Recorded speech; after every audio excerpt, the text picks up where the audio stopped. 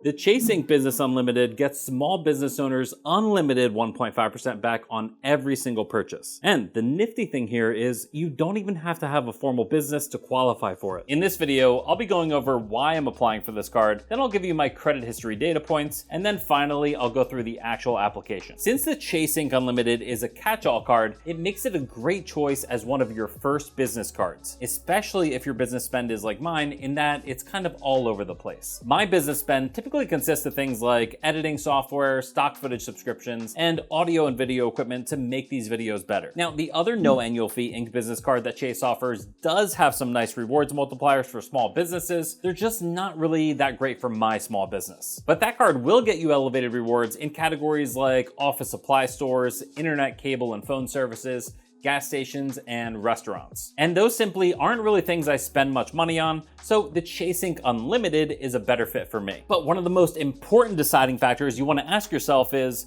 do I prefer earning Chase Ultimate Rewards points, or do I prefer earning Amex membership rewards points? If your answer is membership rewards points, stop this video and go watch this one, because the Blue Business Plus is likely going to be more up your alley. While the Blue Business Plus is certainly an excellent choice as a catch-all card, for me, I also wanted a card that earns Chase Ultimate Rewards points, and more importantly, I wanted this card for its hefty welcome offer. Since the Inc. Business Unlimited is offering $750 in bonus cashback when you spend $6,000 in the first 3 months, it's simply a nice card to pick up if you have enough upcoming expenses to hit that spend requirement. $750 cashback on $6,000 to spend is like earning 12.5% back. And then you also have to add the 1.5% flat rate cashback that this card offers, meaning you're getting a whopping 14% back on that $6,000. Now sure, you can take this $750 in bonus cash back and call it a day. But the thing I really love about this is I can take this $750, which in reality is 75,000 Chase Ultimate Rewards points,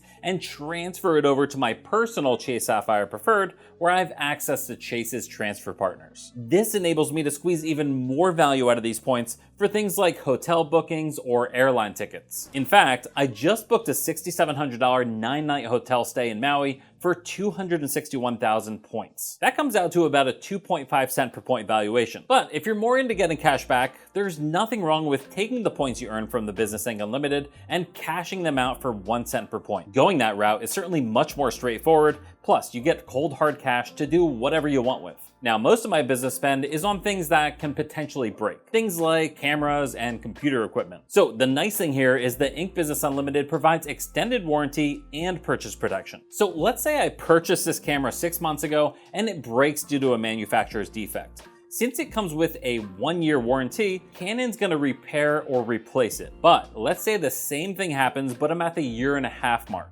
It's no longer covered by Canon's warranty, but since I purchased at least a portion of the camera with my Chase Inc. Business Unlimited, I'd now be covered up to the 2-year mark, since this credit card adds an additional 1 year of extended warranty protection. But to be eligible for this additional year of protection, the purchase must come with a manufacturer's warranty of 3 years or less, and the protection's gonna cover up to $10,000 per claim and up to $50,000 per year. Now, the purchase protection is something completely different. An example of when purchase protection will come into play is if I buy the camera, take it out of the box, and then immediately drop it on the ground, shattering it into pieces. In this case, as long as I purchase the item within 120 days, I'd be able to file a claim for a replacement or repair up to $10,000 in value. This protection also covers things like theft and involuntary and accidental parting. At the end of the day, these protections just give you a bit more peace of mind, especially if you're purchasing expensive equipment. The Inc. Business Unlimited also comes with primary auto rental collision damage waiver, as long as your car rental is either for commercial and or business purposes, or if you're renting outside of your country of residence. Otherwise, this coverage is going to act as secondary coverage. With this card, you're also going to get baggage delay insurance, lost luggage reimbursement, roadside dispatch, travel accident insurance, and travel and emergency assistance services. Overall, especially for being a no annual fee credit card,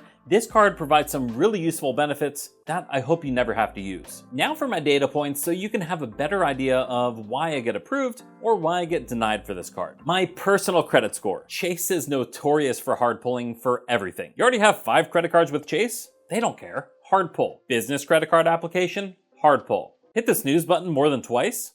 Hard pull.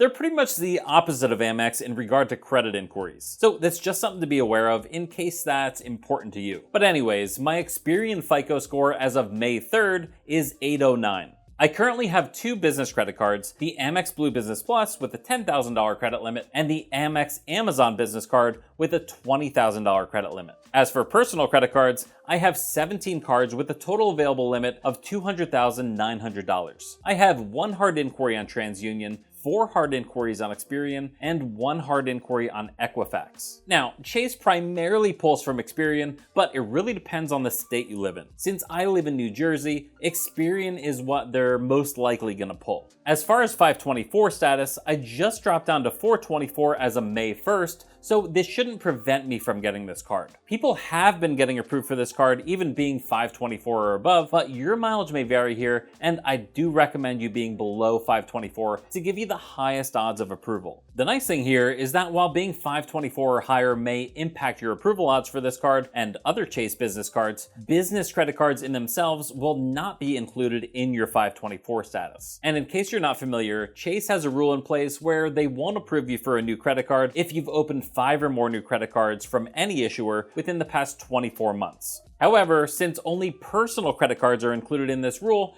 business cards will not count towards it. Now, as far as credit utilization, my personal credit utilization is sitting at 2% at the time of this application. It's generally recommended to keep this below 30%, with 1% utilization being the gold standard. In fact, being at 1% utilization is even better than being at 0% for the purposes of calculating your credit score. But this does not mean you should be carrying a balance from month to month. So let's hop into the application and see what happens. All right, so the number one thing we want to make sure of is that we select the correct credit card. So today I'm going to be applying for the Chase Inc. Business Unlimited. Everything looks good, so I'm going to go ahead and click Apply Now.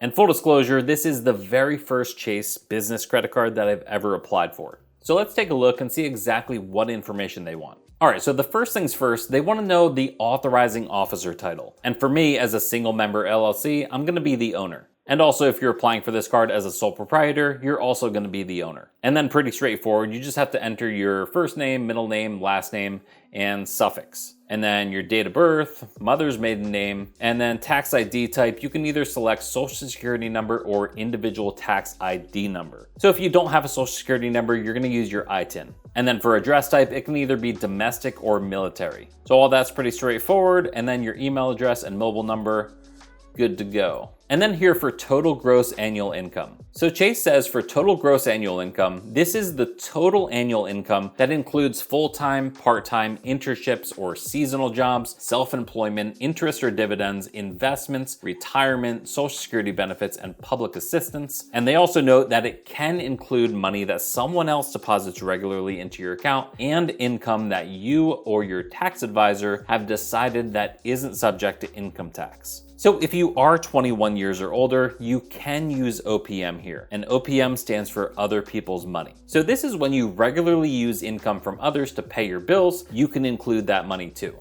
So we're done with the personal info, and now we get to the business info. All right, now for legal business structure, you're gonna choose the option that applies to you. So for me, I'm gonna choose limited liability company, LLC, because I have a formal LLC for my business. However, if you're applying as a sole proprietor and you don't have a formal business setup, this is where you're gonna select sole proprietorship. And if the other options apply to you, you're gonna choose those. And then we have business legal name. So this is the name that you filed when you opened your business. And if you're a sole proprietor, you're simply going to put your actual legal name. And the nice thing here is Chase actually gives us the option for a desired business name on card. So we don't have to put our formal LLC down on our card. And this is nice because not everyone wants to put their formal business name on their credit card. Now, Chase is also asking if your business has a DBA, which is a doing business as. And you're going to know this because you would have filed for this separately. And next, they're asking for your tax ID type. Now, this can either be your EIN, your ITIN, or your SSN. If you're a sole proprietor, you're going to choose the ITIN or the SSN, whichever applies to you. Now for me, since I have a formal LLC, I'm going to choose employer identification number.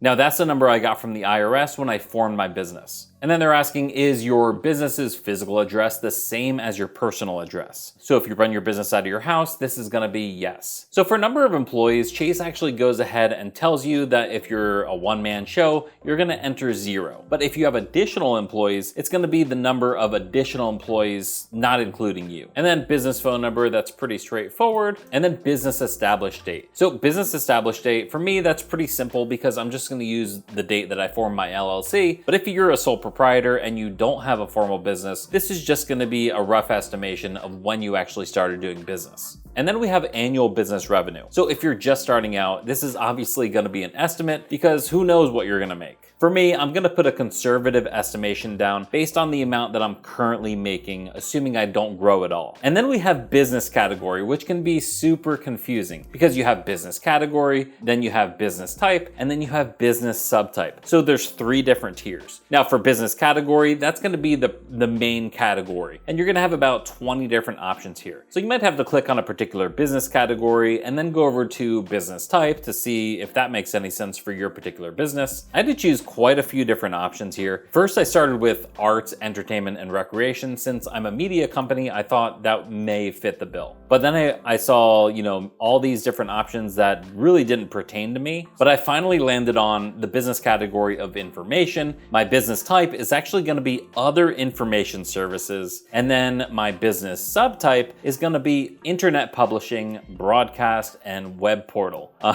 So that's what I'm gonna go with. And honestly, Chase is being super nosy here and I'm not really feeling it. So now we're gonna have estimated monthly spend. Tell us the average monthly amount you would charge on this card. But make sure it's not 0 because why would we give you a nice credit limit if you're not gonna spend on this card? And for that matter, why would we even approve you if you're not gonna use this card and earn us money? So for me, and hopefully for you, we're gonna use this card quite a bit in the first 3 months in order to hit the minimum spend requirement to get the sign-up bonus. Because honestly, that's one of the most important things about this card. So monthly spend, I'm gonna say maybe $3,000, but I would just put, whatever you're planning to spend on this card. And then they're asking, what percentage of the business do you own? If you're a sole proprietor or a single member LLC, you're gonna put 100% here. But obviously, if you're in business with someone else, you're gonna put whatever percent that you own. And then they're asking, do you want any employee cards? And that's gonna be no for me.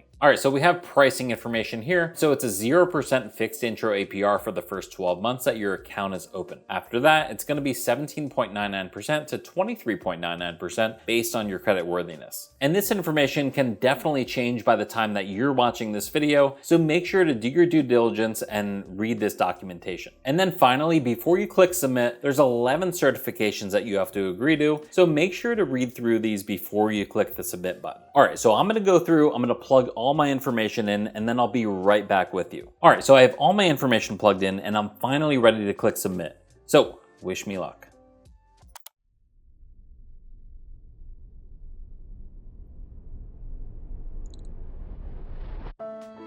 All right, so in review, and I immediately got an email saying, thanks for requesting a new card. We'll review your Chase Inc. Business Unlimited credit card application and be in touch soon. And on the website, it says in review, and we'll let you know our decision in writing as soon as we can. And if you're approved, you'll receive your card in 7 to 10 business days. So I guess we're gonna have to wait and see.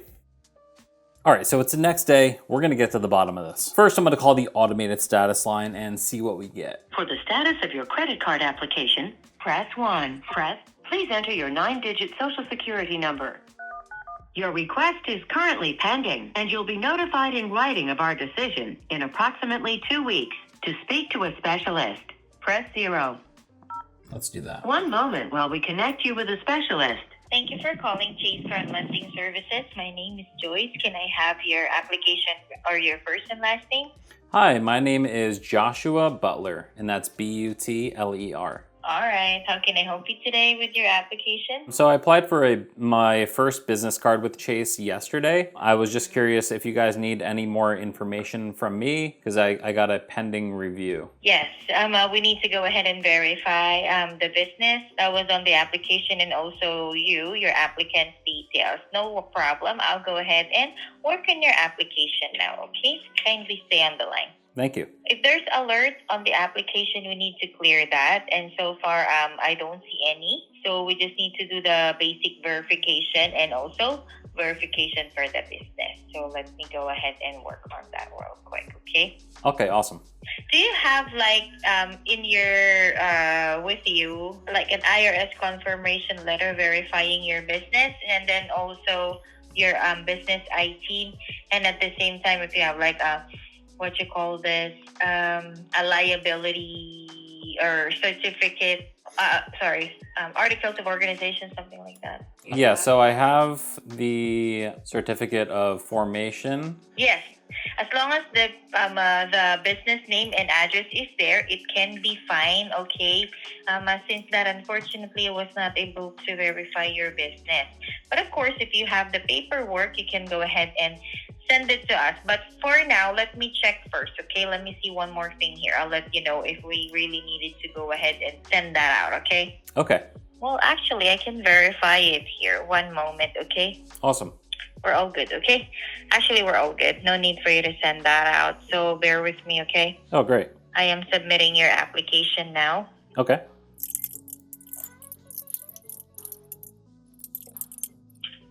All right, congratulations. Your application is now approved. You will receive your credit card and the welcome kit in the mail in the next 5 to 7 business days.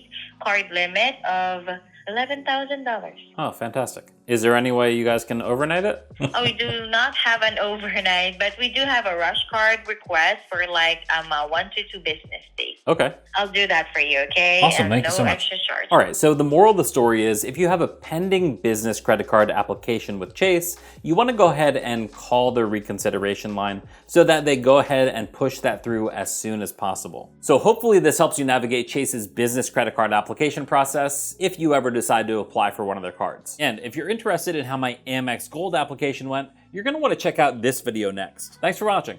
Peace.